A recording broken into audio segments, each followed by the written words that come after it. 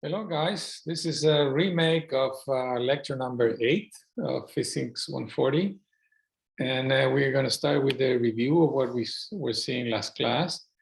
And what we have here is the formation of an image of an object. This is the object, this is the image in a spherical concave reflecting surface, okay? So the idea is what we are trying to do here is find out what is the size of the image compared to that of the object. And I remind you that the position of where the image is of one point of an object that emits light is when you make two rays that originate from the same point to cross again. When they do that, essentially, if you find that two of them do that by using the reflecting laws on the reflecting surface, essentially there are many others that can do the same thing. Here only we're showing the natural example, and for us it's just enough to actually locate the size and position of the image of an object. And in this particular case, we know that the triangle formed by VPQ is equal to or similar, as it says here, to the triangle formed by VP prime Q prime, okay? So we can define the magnification, which is the size of the image divided by the size of the object, as Y prime over Y, which by the fact that the triangles are similar, you can get that this is minus S prime divided by S. The minus sign comes because the image here is actually inverted, okay? Let's go to the next one. Let me change this to full screen. Okay, here we go. So, perfect. This is the case of a concave mirror, and we can see here that for a convex mirror, we have very similar laws as the one that we have already studied for the concave mirror. And again, we can find the position of the image point. In this case, we have the source here. The light is reflected in this direction and goes on as an angle theta. So these the image is formed here. It's a virtual image. It's formed by the reflection of the continuation of the reflected beams. In this case, the one that is reflected right at the vertex of the mirror, and the one at point B, which has this angle equal to this angle every time, meaning the angle of reflection is equal to the angle of incidence. And if you project back this ray, you will find that it intercepts the projection back of this ray. So essentially, for an observer in this position, it will sort of look like as if the rays are coming from this particular point, okay? So the good thing is that when we do this, we find exactly the same relation as we did for the concave mirror, okay? We find the same relation as in here, meaning that 1 over S plus 1 over S prime is equal to 1 over F, where F is well, in this case, R is negative. We have to use the rules, of the sign rules for optics to actually replace in the same expression as for the concave and the convex. This is the convex mirror. And we can do a similar construction to actually find out what the magnification of the image is, and the expression is exactly the same. We have to be careful to introduce S prime and S with the proper sign in order to get a correct answer. S prime in this particular case is negative, and it goes negative in the size, so the magnification y over y prime is positive, as the diagram shows in this particular case.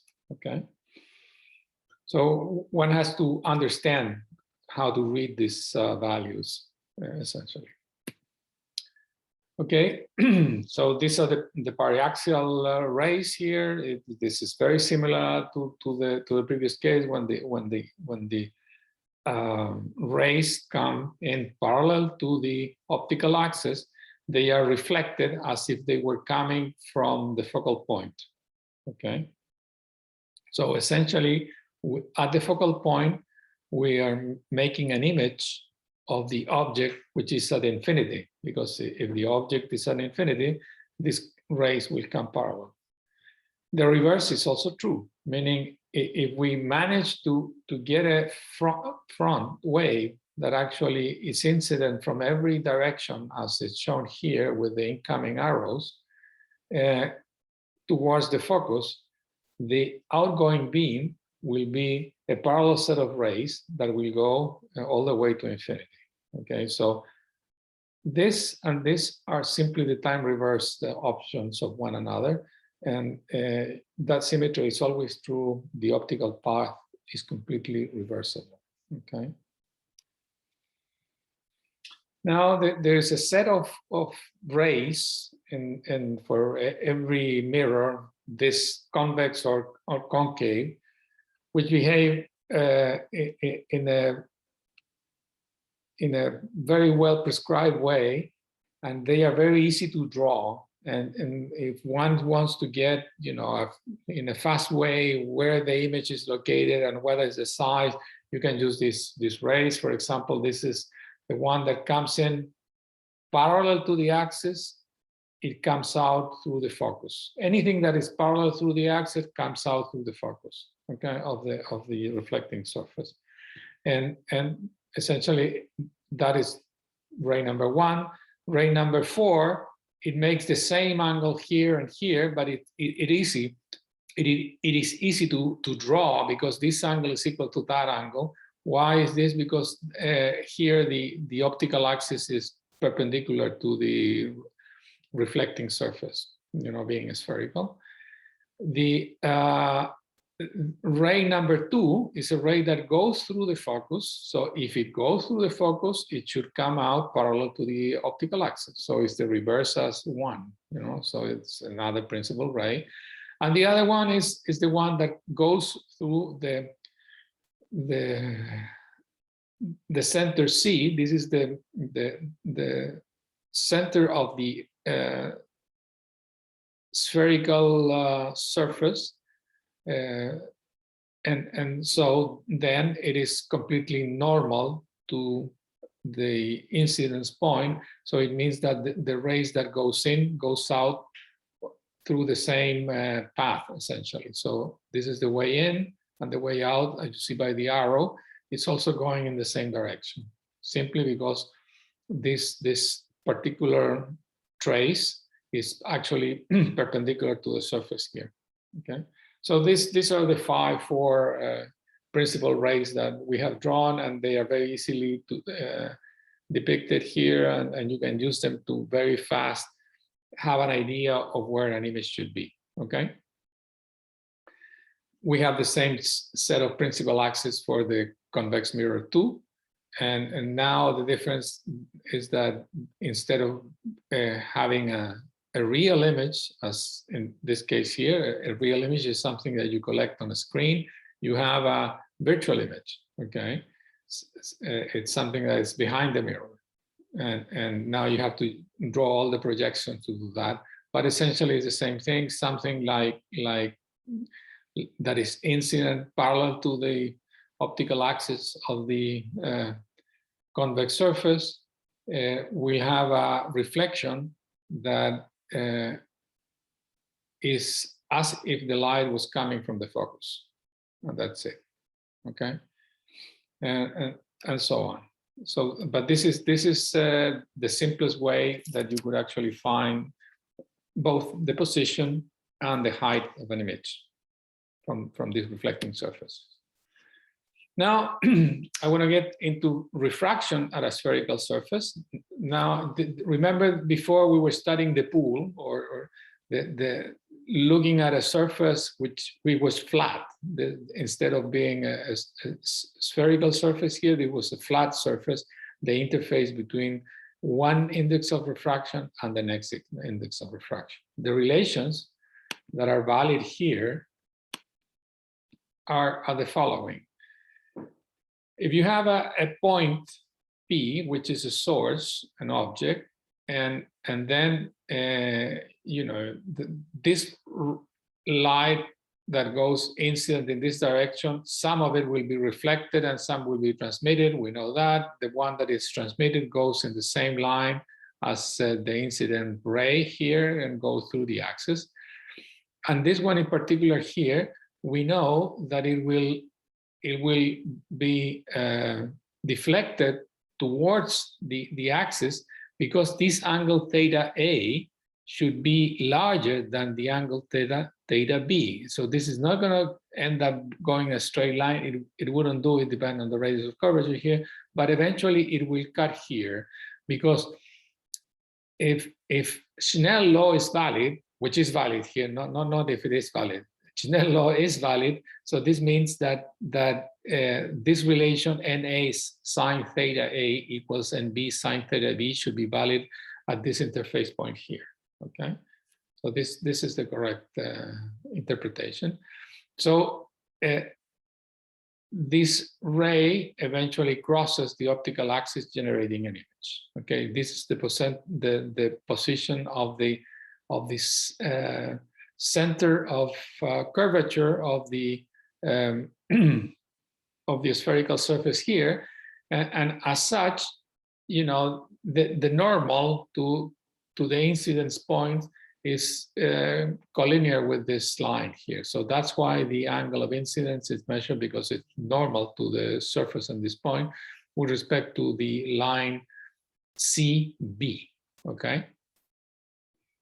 So the relations that are valid are theta A, which is this angle over here, which is an external angle to the triangle formed by B, P, and C. Okay, so theta A should be equal to alpha plus phi, which is what is there. And in this particular case, phi is the external angle to the triangle C, B, P prime. And so that means that phi is equal to the sum of theta B plus beta, which is the relationship that I have here at the corner. Okay, so these are the basic relationship, and then I could write the values of the tangent of the angles with respect to the optical axis, which is alpha, phi, and beta. These are the, you know, is h, the height here, divided by s minus delta. No, s plus delta, I'm sorry. So this is delta here, this is s, is measured for the vertex. And it doesn't really matter if it's plus or minus, because when we are talking of paraxial rays, which is rays very close to the optical axis, you know, delta is going to be 0, and the tangent of all the trigonometric functions are going to be equal to the actual value. So the angles are going to be equal to h over s. Alpha will be equal to h over s in this approximation. Okay, so if we make the small angle approximation and also take delta equals to 0, we can replace the equations in 4 and get the equations in 5. Okay, I've written it this way: theta A and theta B, which are the angles here, because to getting a meaningful relationship about S and S prime, we have to get rid of these angles here. We have to express everything in terms of the angles that are making an angle with respect to the optical axis. If we do that, in the equation we will follow that sort of way of thinking, we are going to get rid of everything, and we're going to only recover the distances between image and object. Okay, so here the idea is take 5 and get rid of theta A on theta B using essentially this. If we use this, we can replace here the value of theta B and then subtract 2 equations and write it up in such a way that we eliminate theta A and theta B and recover only relationships between alpha, phi, and beta. And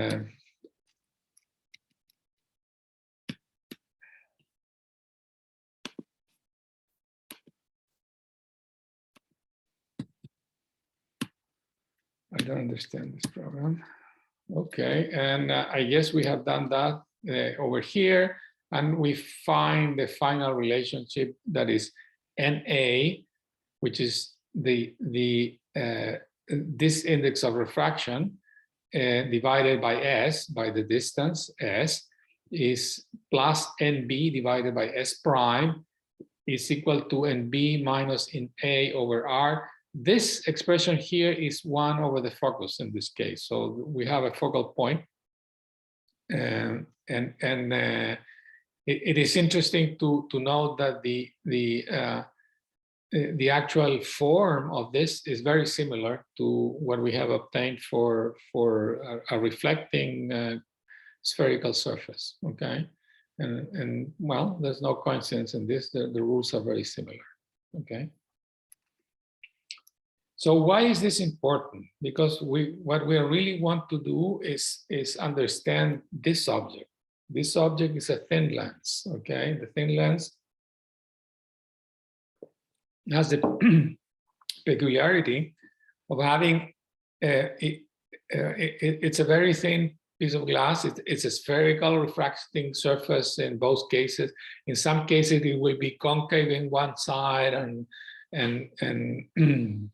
convex in the other one, and vice versa. Okay, we have many combinations of thin lenses that can be formed. Okay, this is a converging lens. It means that sometimes you can have diverging lens instead of the rays coming into the focal point. If they come out, if they come in parallel, they could actually look like they were coming from this position over here. That will be a diverging lens, and we have all these options essentially.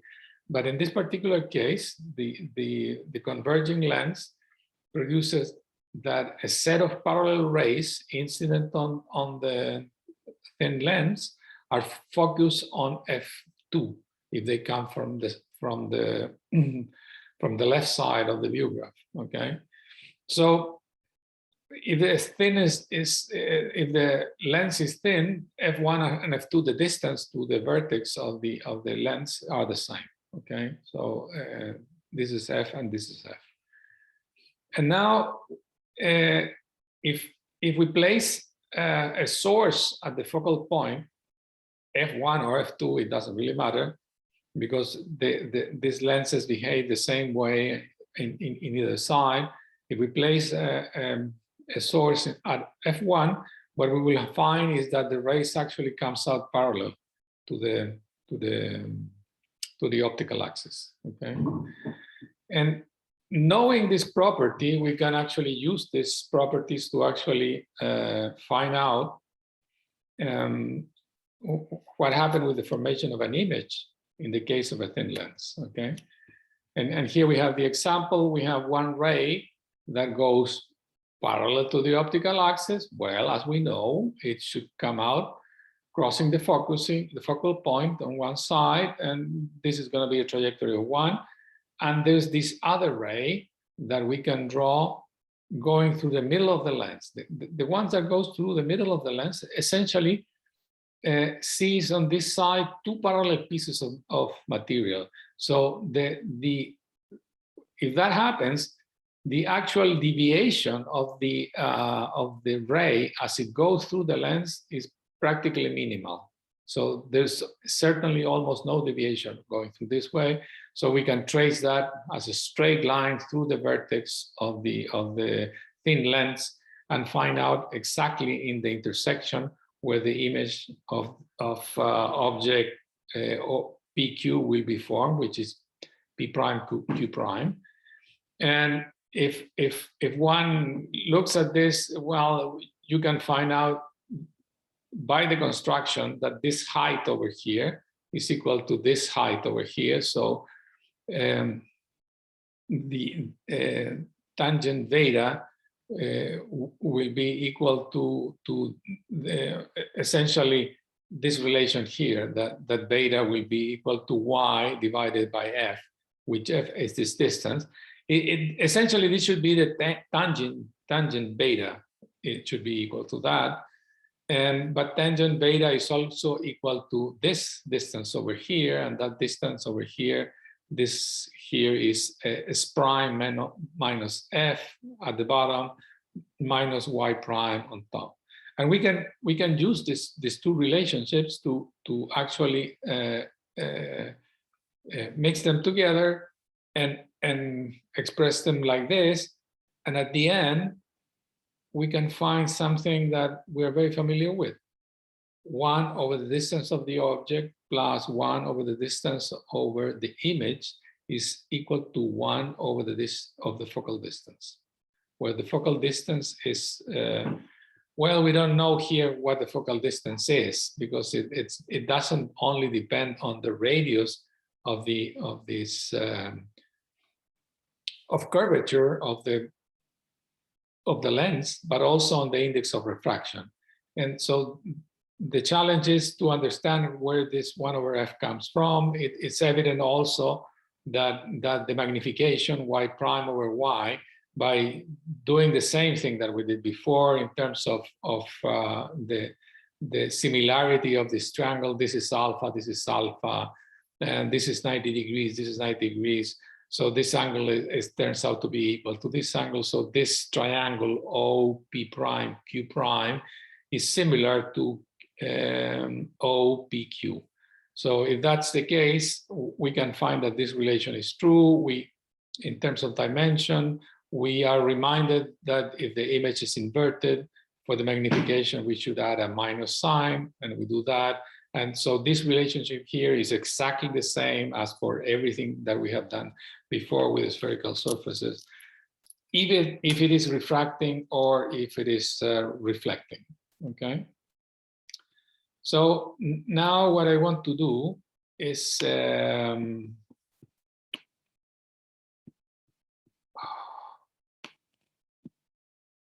me get this out of the way here. Now what I want to do is essentially arrive to the equation that I have just shown you through the rules of refraction on two surfaces. And if let me go back to show you what I've done before.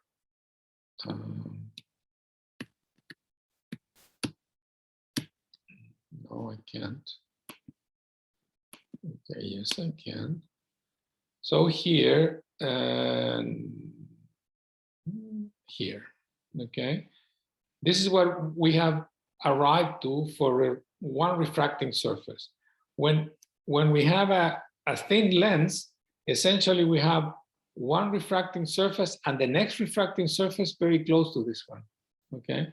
So I'm gonna consider first the refraction from one of the refracting surface that will generate an image at some point, and this image will become the object for the second refracting surface, okay? And we will look where the image from the second refracting surface arrives. So that is essentially what I'm doing here in this view graph here. So this has to do with this NA and NB. So this refracting surface, I have the same equation that I have just shown you. And then for the second one, I have an object distance S2 that produces an image S2 prime in this side here. When all the primes are the images, the S are the object, and the focal lenses the focal distance should be defined like this for all of them, okay? So, but the lens is thin. So now we're going to make almost this distance disappear.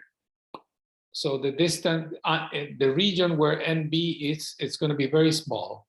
And at the same time, NA will have the same index of refraction as N1. So it will be essentially the same thing that we were seeing before, meaning a thin lens immersed in two regions. This will be NA equal 1, and this will be NC equal 1, okay? So this is how we're going to build a thin lens.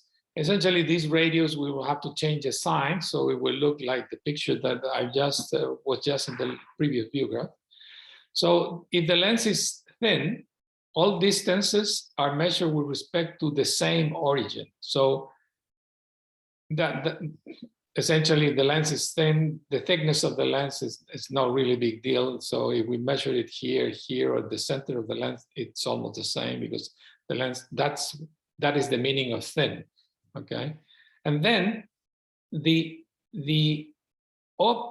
image that is formed from this surface is going to become the object for this surface.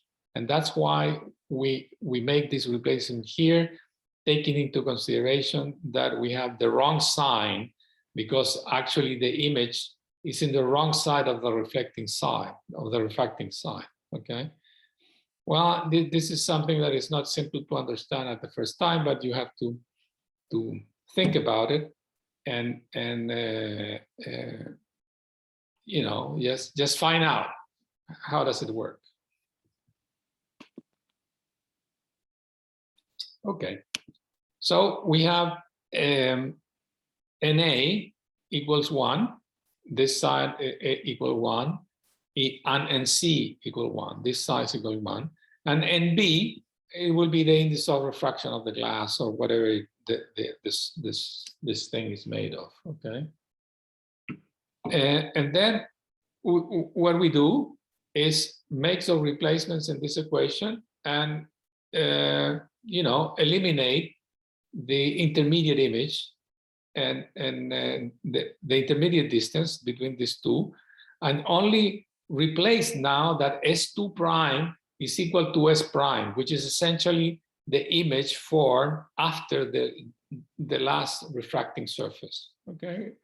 Doing that, we get to this expression, which is no novelty because we have already found this expression from what I described phenomenologically before, but with the difference. Now I have a definite definition of what the focal distance is in terms of the index of refraction of the system and the radius of curvatures, okay?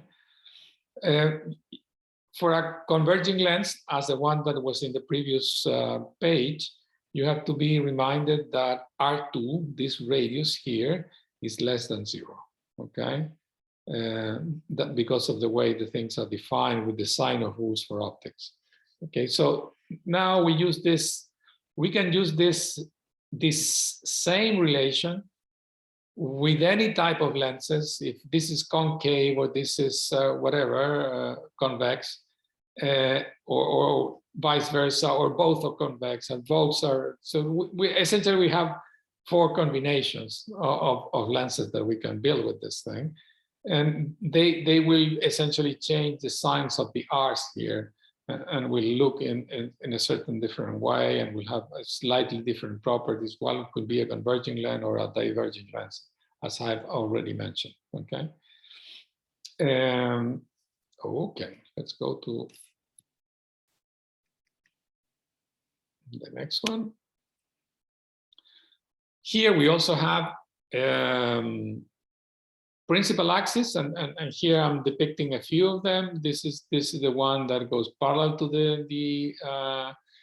the optical axis, which is perpendicular to the lens, and it will come out of going through the focal point, and so this is very easy to draw. Number 2 is the one that goes unperturbed through the lens. That's the one that goes through the vertex essentially. And this guy that goes through the focus, we know that it should come out parallel. So all these 3 meet here, And so it's very easy to actually find what the position of the image is, okay? So we can have a very crude estimate of where the image should be forming, okay? And what the height should be. We can do this same thing with the diverging lens. In this particular case, what we will be doing is forming a virtual image in this position. This is a real image. I can collect it because these are actual rays. This is the intersection of the continuation backwards of the refracted rays. So essentially, when I have this object, I could see this object being much smaller and producing light in that direction. So the magnification will be less than 1 in this particular case. Okay. Let's go to the next one. This is using you can do this as a homework if you like. Use the concave one and see if I'm sorry, this is a converging lens. Draw a diverging lens. Did I have one before? I think I did. This one here is this is a biconvex lens. We have a little different rules, but they are essentially the same type of rays. Okay, but you can draw this thing. So here we have an image formed from an object. If this is it's more than twice the focal length, and where does the image form? Well, the image form a bit away from the focal point in the second side. This f1 and f2 for thin lenses are the same, and the image is actually form inverted here, and by tracing these principal rays, we can actually find out where the image is. And now we start moving the object closer to the focal point, and this is what happened. So when I start moving it, this guy starts to grow. When it's closer, it's even bigger, and it's moving, as you can see, further away from the focal point, until when you put the object in the focal point, this thing is at infinity, and actually the magnification is also infinite. Okay, well, that is the geometrical optics of things, but the intensity will also be peculiar in this case. It will be highly reduced. Now we can place the object beyond the focal point, and in this particular case, it will form an enlarged image right behind it. And well, look at this. So this over here is what we call a magnifying glass.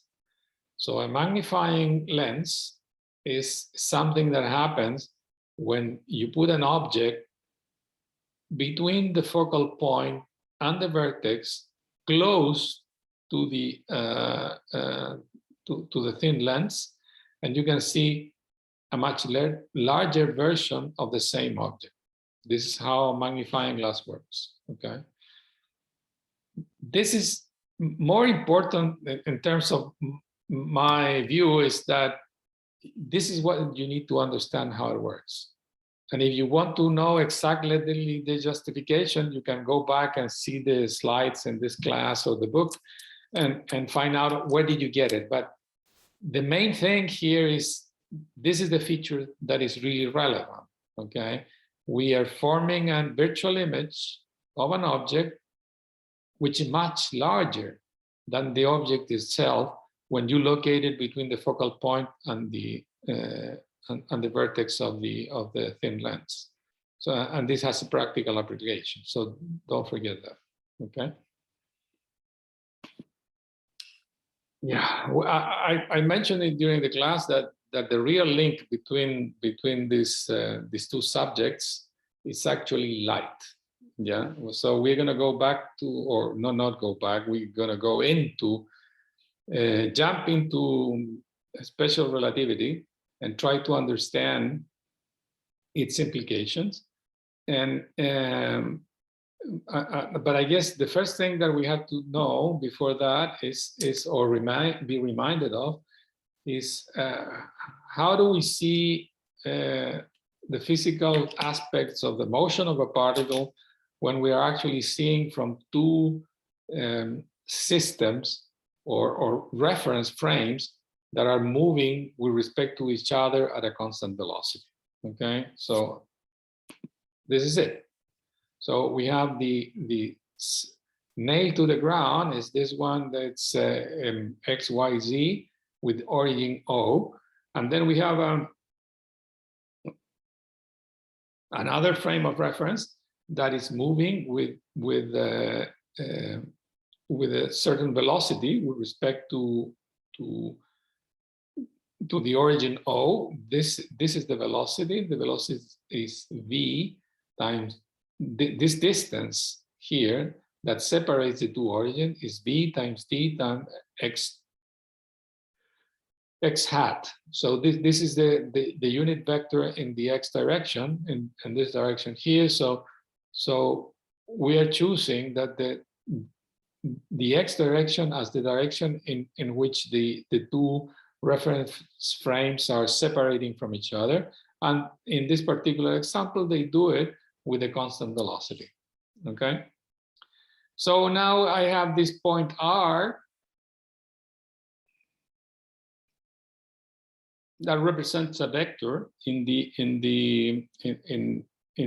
XYZ plane, and we measure the same point R from this reference frame that is moving with R prime, with velocity with respect to O.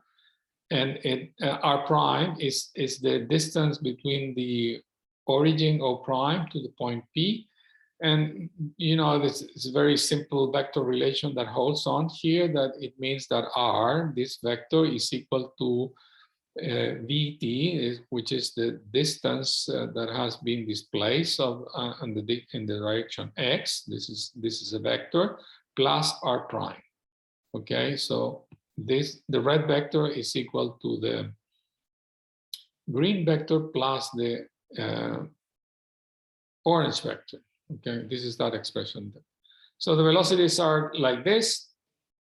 We can calculate the velocities by taking the time derivative, and there's U is the velocity, and V is the relative velocity between the two frames, and so we can write this relationship as this, and this equation, meaning U, the velocity of this point, which is the time variation of this vector, is equal to V, which is in the X direction, plus the velocity at which this thing is separating from the origin of prime, which is U prime. You know, we have this useful notation of having this as some form of quotient in the index here. So we have U is the velocity of the point P with respect to O, is equal to the velocity of O prime respect to O, plus the velocity of P respect to O prime. And if you multiply the index written this way, somehow there's a cancellation. So there's a nice mnemotechnic way of remembering what this should be. If you multiply that by that, you know, the O prime cancels the O prime, so and you end up P in the denominator and O in the denominator, which is exactly this, okay?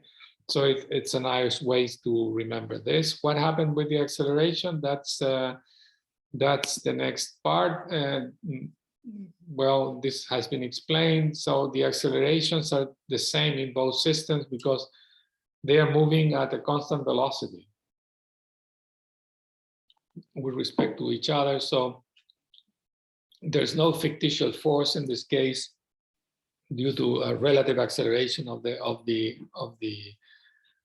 two reference frames, and so we can apply in both frames. We can apply Newton's law, and it will work fine.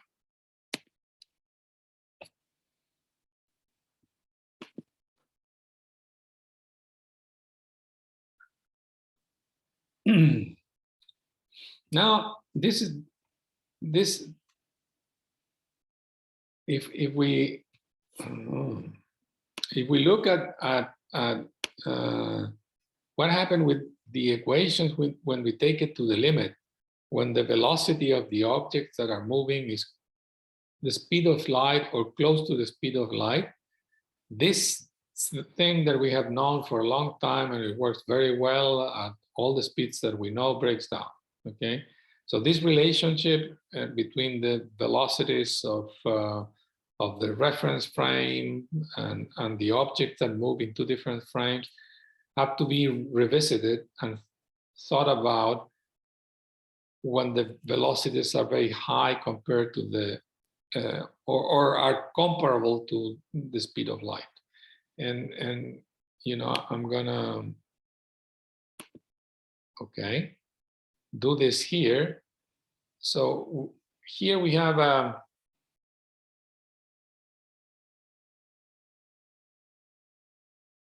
let me go further down. Okay, in this particular case, we have a train that is going at a very high speed, you know, a very sort of a fractional number of the speed of light, okay?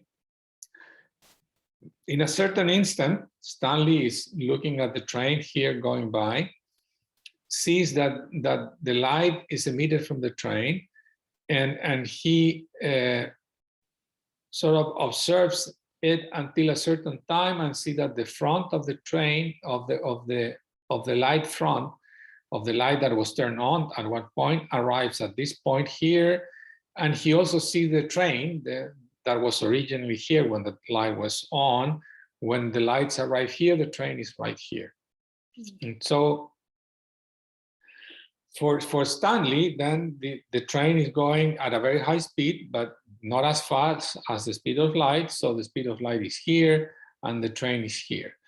If this train is traveling at the speed, at a constant speed, nothing is changing, you know, the question is, what would the guy inside the train would see about the position of this front? And he would expect it to travel at the speed of light, so it would be very far away from him, meaning it should be sort of this distance away from him because it's travel at the speed of light. And he will have this feeling that there's something strange, that the light is actually, if the front is actually here, the light will be traveling at a speed that's different from the speed of light. You know, that is sort of a contradiction. And you know, there was a very bright guy at the beginning of the century of the 20th century, not this century, that actually thought about all these things and came out with a solution to a problem like this, and postulated a few things about how reality should be, and those are the Einstein's postulates that give rise to the basic aspects of what we describe as the special relativity theory. So the first thing that is really a key here is that the laws of physics are the same in every inertial frame of reference.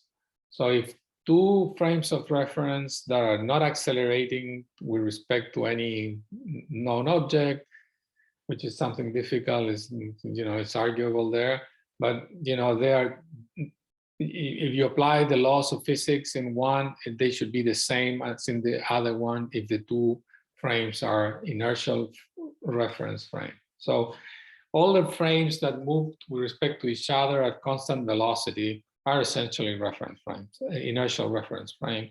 And there should be nothing special on one with respect to the other, because if that's the case, it means that there's a physical property that's going to be different, so it contradicts this thing. So it's not going to be an inertial frame if that is happening.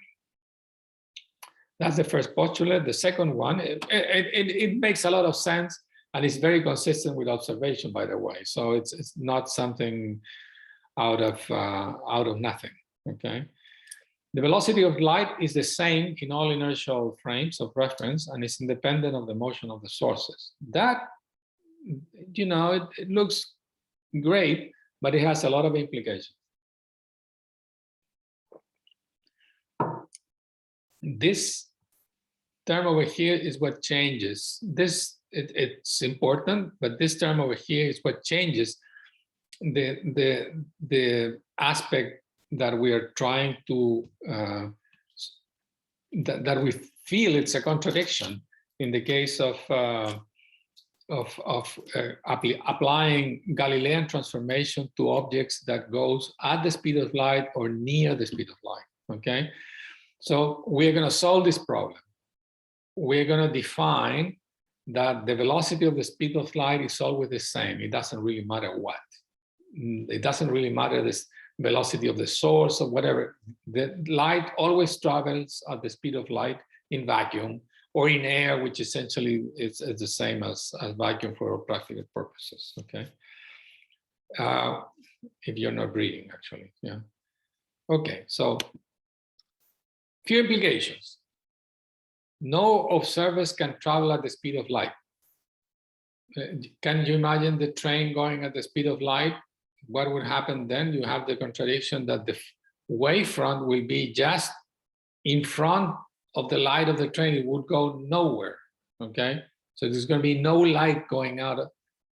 And, you know, you get all sort of contradictions that cannot be solved easily, you know. And so this is one important implication. And the second one is the Galileo transformation had to be adapted, changed for velocities of the order of the speed of light. Okay, here's a nice video that explains the theory of relativity, and you know, it's instructive to watch and it's fun. So it's only 15 minutes or so. So I share the link with you guys so you can enjoy it. Much better than this class, actually. And then this is the second concept that is modified: simultaneity. You know, things that are simultaneous in one reference frame are not in another. And let me try to explain you using this situation. We have this train that is going by the station, and at the time is going in front of Stanley, which is Stanley in the middle of, right in front of the middle of the train car that is going at a very high speed. He sees that aligning, you know, just hit A and A prime simultaneously with B and B prime, okay? And so for him, he has to wait until the light travels from this point to his eye, and from this point to his eye, and she inside Mavis will have to see the light going from this end to her eyes and from this end to her eyes. Okay, so how is this thing looks like? Well, we have to be reminded that you know, the train is moving that way, and the light moves independent of anything with C. Inside the car and outside the car, it goes with C. So that's why the position of the fronts here are at the same position with respect to the point where it actually, the thing occurred. Look, that this distance is the same as that distance, okay? So as time goes by, we know that she is actually approaching the front of the car, so she is going to get hit by this ray sooner than from the one in the back. From her point of view, what have just happened is, you know, she knows, she doesn't know yet because this thing has never been, the light from the strike on side A prime has not arrived to her eyes yet, but the one from the front has arrived. So if something arrives there later than the ones that is coming from the front, and she knows that she's in the middle of the car, she knows that the one that arrives from the front is arriving there because it happens before. Otherwise, if in her reference frame, both events happen simultaneously, the light should arrive to her at the same time. And she says, no, they are not arriving at the same time. So this guy, the lightning striking B prime happens before that the lightning striking A prime, because that's why I'm getting the light from B prime ahead of time. Stanley here, which is exactly in the middle of the 2 points, A and B, is gonna get the whole light simultaneously. So he will say A and B, the strike of the lightning in A and B happens simultaneously, because I am getting the light arriving to me at the same time. So, but Mavis, look at what happened to her. You know, this light, the light coming from A prime still has not made it to her at this point. Only she has seen that something has hit the front part of the car. So being nothing special between the two of that, this is something we should sort of avoid thinking it happens. You can, simultaneity is something complicated, and it in the sense that, you know, events that are for this fellow simultaneous in this reference frame, for a moving observer, the ones that are ahead happens before than the ones that are in the back. This is rather odd, but this is correct, okay? And I'm inviting you to read this, the discussion in the book. It's not more clarifying than the view graph, which is fairly complete, but you know, it gives time to think about the subject. Then this is great. This is great because you know, this has many implications, and you know, we are going to measure time. Mavis, which is sitting inside the car, is going to measure time by sending a ray of light from a source at O prime, bouncing back from a mirror and send it back to the source. Okay, so each time it does this thing, you know, it's like a clock to her, you know, based on the velocity of light that travels at a constant speed over the distance d. Okay, so over the distance d, so essentially what it sees is that the delta t naught, which is the time for the light to go from here to the mirror and back, is simply 2d, twice the distance divided by c. For Stanley, on the other hand, the time seems different, you know. You have to understand that this is simply coming from the nice little trick that the velocity of light does not depend on the velocity of the sources. Okay, that was something that was sort of nailed to us before we introduced light. So we want to see what is the implications of that. For Stanley, the time interval is different because the light, instead of going up and down, has to go up and down. So that is a trajectory that the light does in order to see both events, okay? So this is the initial event, the emergence of the light, and back to the source with it, okay? So essentially the time that Stanley sees, delta t, is equal to 2L divided by C. But 2L can be written as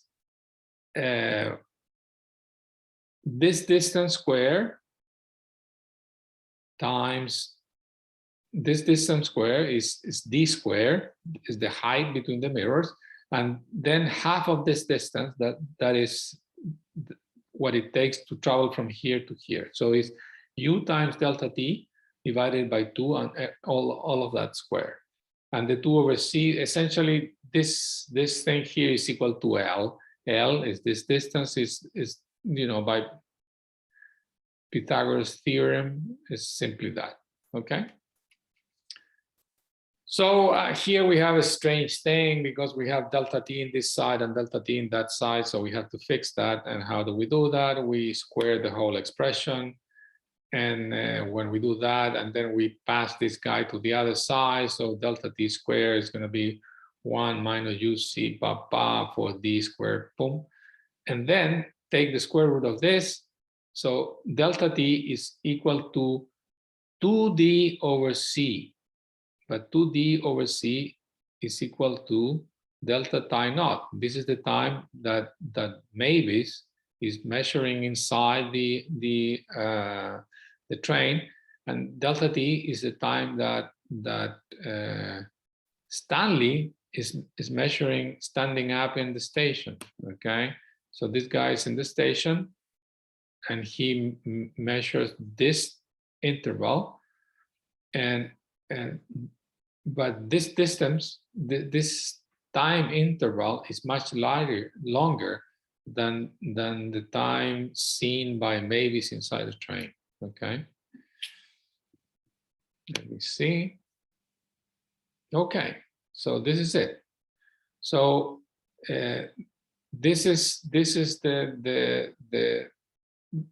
the process, and let's look at this factor over here. 1 minus u squared over c squared, all of that square root, okay? So u over c is what we call beta, and this factor over here is what we call gamma, okay? And look what happens with gamma, with this factor here, that is, the minimal value that gamma has is 1. So essentially it's 1 for a while. When the velocity is small compared to c squared, this is actually essentially 1 until you get to speeds very comparable to the speed of light, and this fires up. And what can that happen? It can mean that the time it takes is fairly dilated. This is a very short time, delta t naught. And if the speed is very high, this guy is going to see that it's going to take a long time for the light to travel up and down all the way, okay? Because if the time is long, it means that the trajectory of the light should be very, very long, okay? This delta naught, this is an event that happens in one particular position, and this is the reason why it's called a proper time. Because it's an event that happened in one position in space, and it's a difference in time. And what differs in the event, in one event, light is coming out of the source, and in the second event, light is getting into the source, but everything happens in the source at O prime, okay? So this is the sense that, in this sense, one can call this delta t naught a proper time, okay? And this is the time dilation that occurs, okay? These numbers are very big. So essentially, 0.9, the speed of light, you're still, you can do the calculation, see how far you are from delta t, how in percentage, how much does delta t change with respect to delta t naught if you are at 0.9, the speed of light, if beta is equal to 0.9.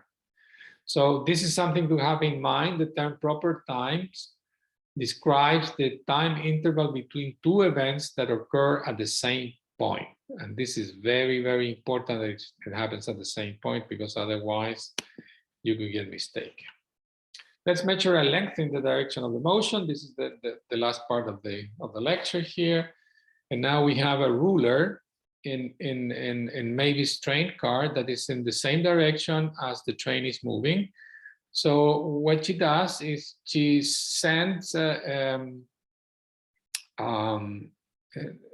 beam of light and sees go back and forth, and she measures the time it takes light to go from here to here, and she says, well, you know, if this is L naught is I call it L naught because this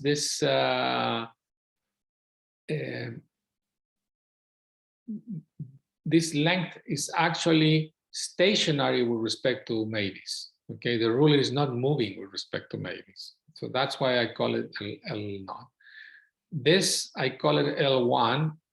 I should write a 1 here in my notes for you, and because that's the length that actually Stanley sees of this length over here, and this is a general case. If it happens, we're going to apply the laws of relativity here, and we're going to see if L naught and L1 are the same or are different in any way.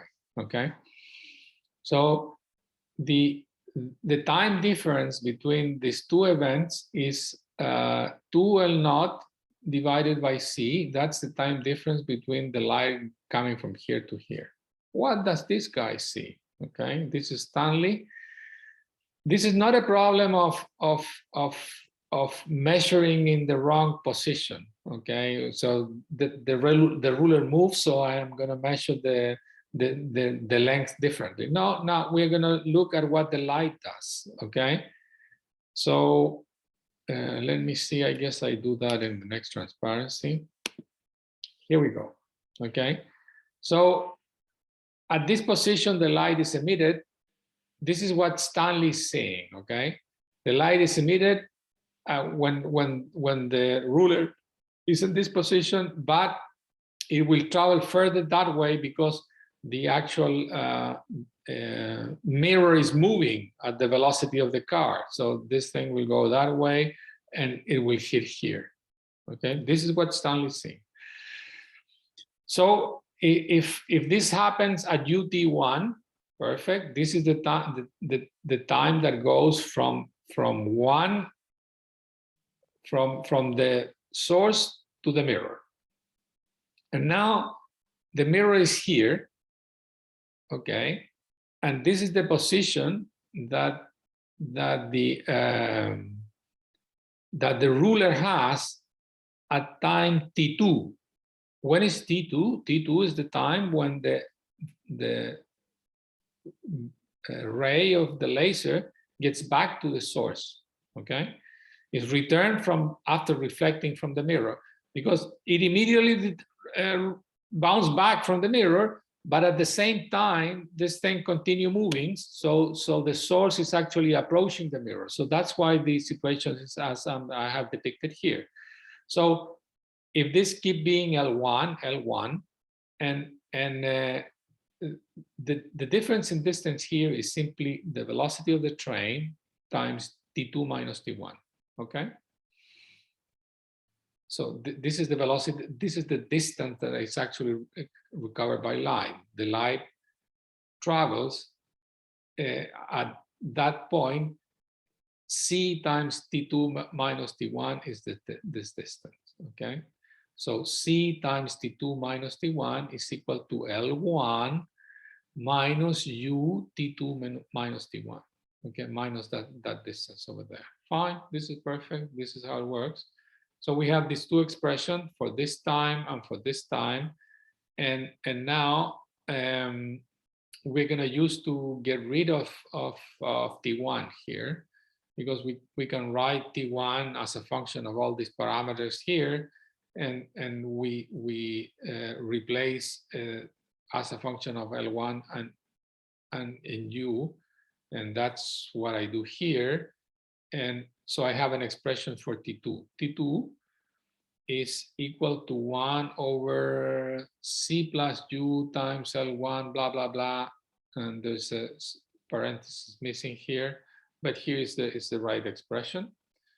So essentially we know T2, which is equal to L1 divided by, multiplied by this factor here. The only thing I have done is summing all this thing up. So T2, the time that it takes for the light. What is T2? T2 is the time that it takes the light to travel from here back to there as seen by Stanley, standing down on the station. Yeah. But if this is T2, we have find an expression in terms of L1 and C squared. But we know now that T2 is an event, is a proper time, because it's a time that it takes for two events that happens at the same location for maybes. So she says, okay, this is my proper time. What is the proper? I measured delta T naught divided by 1 over U squared over C squared. And I replaced that in this part of the equation. And now delta T naught is simply 2 L naught divided by C divided by this factor, which is the time dilation factor. Okay, so this is a proper time transformation, what I have done here, to actually get that L1 is equal to L naught multiplied by 1 over U squared minus C squared. Essentially, I'm plotting this down here. This is beta. Beta is U over C, the velocity of the train. And what do I find? I find that the length of this L naught is essentially constant. Okay, for a long distance, which is what we expect, except when you arrive at velocities close to the speed of light, where the actual length as measured from a standing point of view, as measured by Stanley, is actually decreasing. So this is relativity, this is Galilean, okay? This is what actually happened, this doesn't happen. You know, it happens, but from here down, not at a high speed limit, okay?